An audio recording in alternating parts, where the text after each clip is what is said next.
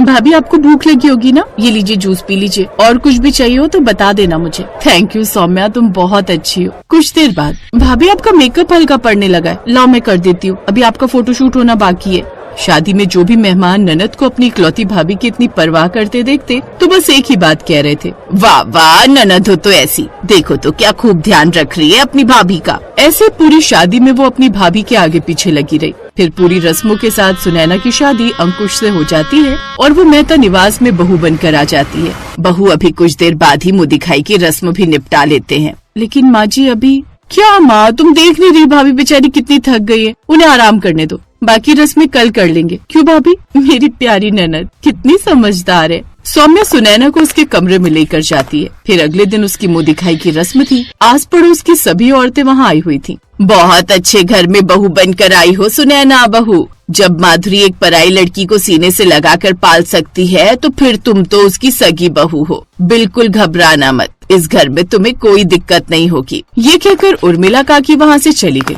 सुनैना के दिमाग में बार बार वही बात घूम रही थी। फिर रात के समय, सुनिए ना एक बात बताइए, ये मुँह दिखाई के वक्त वो आंटी ऐसे क्यों कह रही थी कि पराई लड़की को माँ जी ने सीने से लगाकर पाला है? मतलब किस पराई लड़की के बारे में बात कर रही थी वो? अरे तुम छोड़ो ना, क्यों बाहर वालों की बात पर इतना ध्यान देती हो? बाहर वालों की आदत होती है हर बात में नमक मिर्ची लगाने की। नहीं, अब मैं इस घर की बहू हूँ, मुझे भी सारी बातों के बारे में पता होना चाहिए। अच्छा ठीक है, सौम्या को मम्मी पापा ने अडॉप्ट किया था, मतलब वो मेरी सगी बहन नहीं है। जब वो 2 साल की थी तब मम्मी पापा उसे एक अनाथ आश्रम से गोद लेकर आए थे, लेकिन तब से लेकर आज तक हम सब ने उसे अपने परिवार का हिस्सा ही माना है। जैसे मैंने उसे हमेशा अपनी सगी बहन माना है, तुम भी उसे वैसे ही अपनी ननद समझकर मान सम्मान और इज्जत देना। ये सुनकर वो हक्की बक्की रह गई। क्या इतनी बड़ी बात छिपाई आप लोगों ने? अरे पता नहीं कौन है वो, किसका खून है, किस जाति की होगी, किस धर्म की होगी, ऐसे कोई भी बच्चा उठाकर घर ले आए। सच में बहुत बड़ा दिल है मम्मी जी का, लेकिन उनकी जगह मैं होती ना तो उसके हाथ का खाना भी नहीं खाती। देखो सुनैना, अब तुम हद से आगे बढ़ रही हो। तुम जिसके बारे में बात कर रही हो वो बहन है मेरी, खून का ना सही लेकिन प्रेम का रिश्ता है मेरा उसके साथ। ओह वेरी गुड, बड़ा प्यार आ रहा है उस अनाथ पर, और अब मुझे सास ससुर के अलावा ननद की भी सेवा सत्कार करनी पड़ेगी।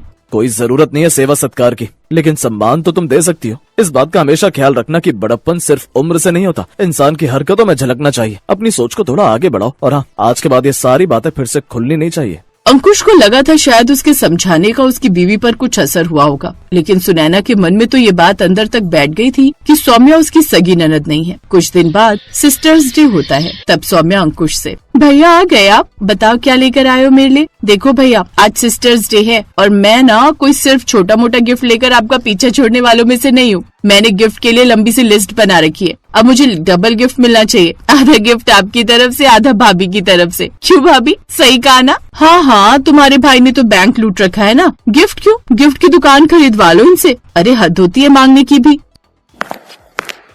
सुनैना बहू, ये कैसे बात कर रही हो तुम सौम्या के साथ? अरे ये तो भाई बहन के बीच का हंसी मजाक है, और ऐसा कौन सा लाखों का सामान दे दिया तुमने जो उसे ऐसे ताने सुना रही हो? ठीक है तुम्हें कुछ नहीं देना तो मत देती, लेकिन इस तरह की बातें मत करो, कितना बुरा लगा होगा बेचारी बच्ची को। हाँ, इस घर में सबको सिर्फ इसी की चिंता है, सारी इज्जत बाहर वालों को ही मिल रही है, मेरी तो जैसे किसी को पड़ी ही नहीं है। सुनैना बहू, सौम्या मेरी बेटी है और तेरी ननद, उसे भले ही मैंने गोद लिया है, लेकिन मैंने उसे हमेशा अपनी सगी बेटी ही माना है। मुझे आज भी वो दिन याद है जब प्रभाकर का एक ही बेटा था जिसका नाम था अंकुश। प्रभाकर जी और उनकी पत्नी माधुरी को दूसरे बच्चे की इच्छा होने लगी, किंतु शादी के कई साल गुजर जाने के बाद भी उन्हें कोई संतान नहीं हुई। फिर एक दिन, डॉक्टर साहब क्या कोई उपाय नहीं जिससे हम अपने बेटे को एक भाई या बहन लाकर दे सके? हमें बस इसी बात का मलाल रहेगा कि हमारा बेटा दुनिया में हमारे जाने के बाद अकेला रह जाएगा। देखिए आप बुरा मत मानिए, आप दोनों किसी अनाथ आश्रम से एक बेटी गोद ले लीजिए, आपको दूसरा बच्चा मिल जाएगा, आपके बेटे को साथी, और उस बच्चे का जीवन संवर जाएगा।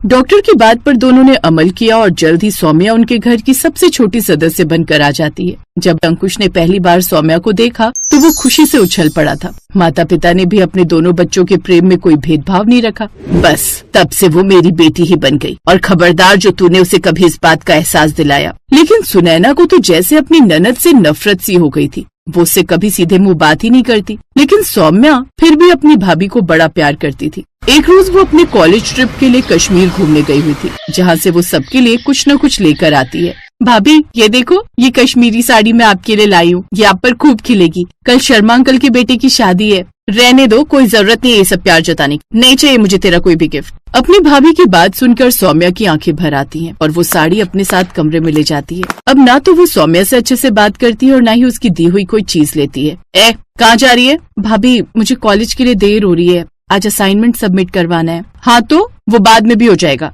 पहले तू जाकर रसोई में बर्तन धो ले, मुफ्त की रोटियां तोड़ते हुए शर्म नहीं आती। उस वक्त उसकी सास कीर्तन में गई हुई थी और इसी बात का उसने फायदा उठाया। ऐसे ही समय बीता। एक रोज अपनी सौम्या के लिए एक अच्छे घर का रिश्ता आया है, इस संडे उन्हें घर पर बुलाया है। अपनी सौम्या एकदम से कितनी बड़ी हो गई है ना माँ। लो पहले मैडम को पालने पोसने पर खर्च किया और अब इसकी शादी के भी खर्चे उठाओ। ऐसे तो ये सारी दौलत इस अनाथ पर ही लौटा देंगे। नहीं, मैं ऐसा नहीं होने दूंगी, कल को मेरे बच्चों के लिए क्या बचेगा फिर। कुछ दिन बाद लड़के वाले सौम्या को देखने आते हैं और सौम्या को पसंद कर लेते हैं, लेकिन सुनैना मौका मिलते ही उन्हें भड़काना शुरू कर देती है। सच में आंटी जी बड़ी ही अच्छी और साफ दिल की हैं आप, नहीं तो आजकल की दुनिया में कौन अनाथ लड़की को अपनाता है। क्या ये तुम क्या कह रही हो? सच कहूँ तो ऐसा रिश्ता मेरे भाई के लिए आया होता ना तो चाहे मुझे जो मर्जी करना पड़ता, मैं उसकी शादी नहीं होने देती। तभी माधुरी वहाँ आ जाती है। माफ करना बहन जी, लेकिन ये ऐसी ही है। हाँ ये बात सच है कि उसे मैंने अनाथाश्रम से गोद लिया था, लेकिन आज भी प्यार सगी बेटी से ज्यादा किया है। जिसे इतने अच्छे संस्कारों वाली माँ मिली हो वो लड़की कभी गलत हो ही नहीं सकती। सुनैना की लाख कोशिशों के बाद भी सौम्या की शादी राहुल से हो जाती है। शादी के बाद भी जब सौम्या अपने मायके आती तो सुनैना की आंखों में चुभती ही रहती। ऐसे ही समय बीता और सुनैना की शादी को 4 साल बीत जाते हैं, लेकिन अभी तक उसे माँ बनने का सुख नहीं मिला। मैं तो डॉक्टरों के चक्कर लगा लगा कर थक गई हूँ। जिस किसी ने जो कुछ भी बताया वो सब किया। अब तो जैसे भगवान ने हमारी तरफ से आंखें ही मूंद ली हैं। लेकिन अब मैंने फैसला कर लिया है, मैं IVF के लिए ट्राई करूंगी। ठीक है, ये कोशिश भी करके देख लेते हैं। काफी पैसे बहाकर उन्होंने IVF के लिए ट्राई किया, लेकिन कई बार ट्राई करने के बाद भी वो मां नहीं बन पाती। ऐसे ही 2 साल और बीत गए, जिससे अब वो काफी परेशान रहने लगी। उधर सौम्या मां बनने वाली थी, जिसे देख सुनैना को और भी ज्यादा गुस्सा आता। फिर एक रोज बस अब मैंने सोच लिया है कि अब हम अनाथ आश्रम से कोई बच्चा गोद ले लेंगे। शायद अब यही किस्मत में लिखा है। क्या कहा तुमने? अनाथ आश्रम से कैसे कोई बच्चा ले सकते हैं? उसकी न जात का पता, न धर्म का, और न जाने किसका खून हो वो। जब इतने सालों से तुम मेरी बहन को नहीं अपना सकी तो मैं कैसे यकीन कर लूं कि तुम एक अनाथ बच्चे को माँ का प्यार दोगी। अंकुश इस बात के लिए इनकार कर देता है। सुनैना को अपनी की हुई सारी गलतियां नजर आ रही थी। कुछ समय बाद सौम्या 2 जुड़वा बेटों को जन्म देती है। पूरा परिवार अस्पताल उनसे मिलने जाता है, जहां सुनैना भी आई होती है और बच्चों के लिए ढेर सारे गिफ्ट्स लाती है। उन बच्चों को देख सुनैना की आंखों में आंसू आ जाते हैं और वो सौम्या से हाथ जोड़कर अपनी गलतियों की माफी मांगती है और वापस जाने लगती है। भाभी आप इतने सारे तोहफे लेकर आई तो एक तोहफा आपकी ननद भी आपको देगी। आपने आज तक मेरे गिफ्ट स्वीकार नहीं किए, लेकिन अब जो गिफ्ट देने जा रही हूँ उसे दिल से स्वीकार करना।